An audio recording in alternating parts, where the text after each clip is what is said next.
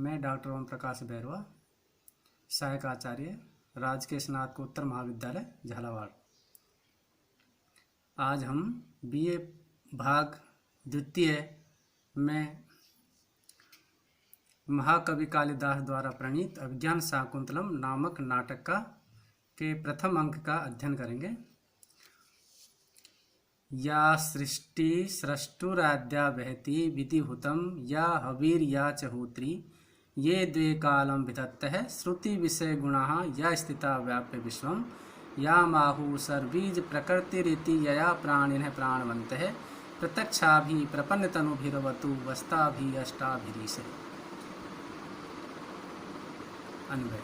या सृष्टुः आद्या सृष्टि या विधिभूतं हविः वहति या च होत्री ये द्वे कालं विधत्ते श्रुति विषय गुणः या विश्वं व्याप्य स्थितः या सर्वीज प्रकृति इति आहु यया प्राणिनः प्राणवन्तः ताभिः प्रत्यक्षाभिः अष्टाभिः तनुभिः प्रपन्न ईश व अवतुः। कठिन शब्दार्थ। या सृष्टु आद्या सृष्टि, जो सृष्टि निर्माता ब्रह्मा की सर्वप्रथम सृष्टि है अर्थात शिव की जलमयी मूर्ति। या विधिभूतम हवि वहती, जो विधि विधान पूर्वक हवन की गई भव्य सामग्री को देवताओं के समीप ले जाती है अर्थात भगवान शिव की अग्नि स्वरूपा मूर्ति। या च होत्री, और जो यजमान रूप में विद्यमान है अर्थात यजमान स्वरूपा मूर्ति। ये द्वे कालम विधत्ते, जो दो मूर्तियां समय का विधान करती है अर्थात दिन व रात्रि का निर्माण करने वाली सूर्य चंद्र रूपणी दो मूर्तियां। श्रुति विषय गुणः, श्रवणेन्द्रिय द्वारा ग्रहण करने योग्य शब्द रूप गुण की आश्रय भूता। या विश्वम व्याप स्थिता, जो संपूर्ण संसार को व्याप्त करके विद्यमान है अर्थात भगवान शिव की आकाश रूपा मूर्ति। याम सर्वीज प्रकृति इति आहु, जिसको विद्वान लोग संपूर्ण अन्नादि बीजों का उत्पत्ति स्थल कहा गया है अर्थात शिव जी की पृथ्वीमयी मूर्ति। यया प्राणिनः प्राणवंत है, जिसके द्वारा समस्त प्राणी चेतन जगत जीवन धारण कर सामर्थ्यवान रहते हैं अर्थात वायु रूपा मूर्ति। ताभि प्रत्यक्षाभि अष्टाभि तनुभि, इन उपयुक्त प्रत्यक्ष दिखाई देने वाली अष्टमूर्तियों से प्रपन्न युक्त ईश है सर्वशक्तिमान भगवान शिव। वे आप सभी की पाठकों दर्शकों नटादि की अब तो रक्षा करे। अनुवाद। जो सृष्टि निर्माता ब्रह्मा की प्रथम रचना है ऐसी जलमयी मूर्ति, जो शास्त्र विधि के अनुसार हवन की गई सामग्रियों को देवताओं के समीप ले जाती है ऐसी अग्नि रूपा मूर्ति। जो हवन करने वाली यजमान रूपी मूर्ति। जो दो कालों का विधान करने वाली एवं चंद्र रूपी मूर्ति। जो श्रवणेन्द्रिय के विषय शब्द रूप गुण की आश्रय भूता, जो संसार को व्याप्त करके अवस्थित है ऐसी आकाश रूपी मूर्ति। जिसको विद्वान लोग सभी बीजों का कारण कहते हैं ऐसी पृथ्वी रूपी मूर्ति। जिसके द्वारा संसार के सभी प्राणी प्राणवान कहलाते हैं ऐसी वायु रूपा मूर्ति।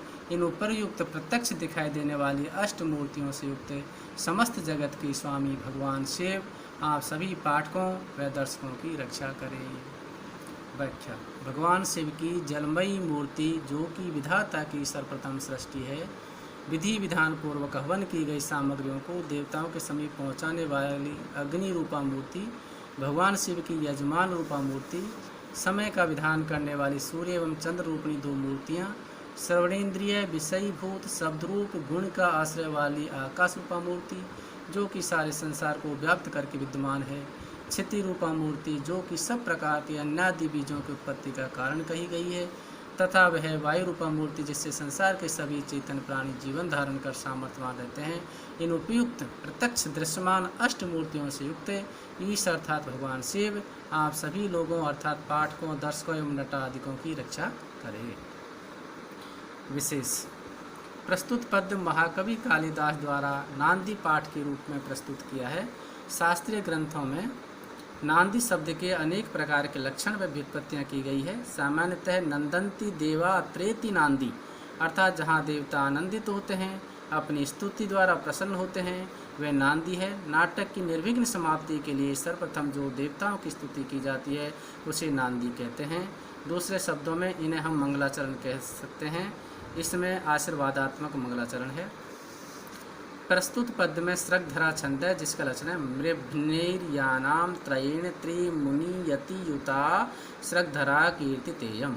अर्थात जिस छंद में क्रम से मगण, रगण, भगण, नगण और 3 यगण इस क्रम से 21 वर्ण हो तथा 7 वर्णों पर यति हो वह स्रग्धरा छंद कहलाता है।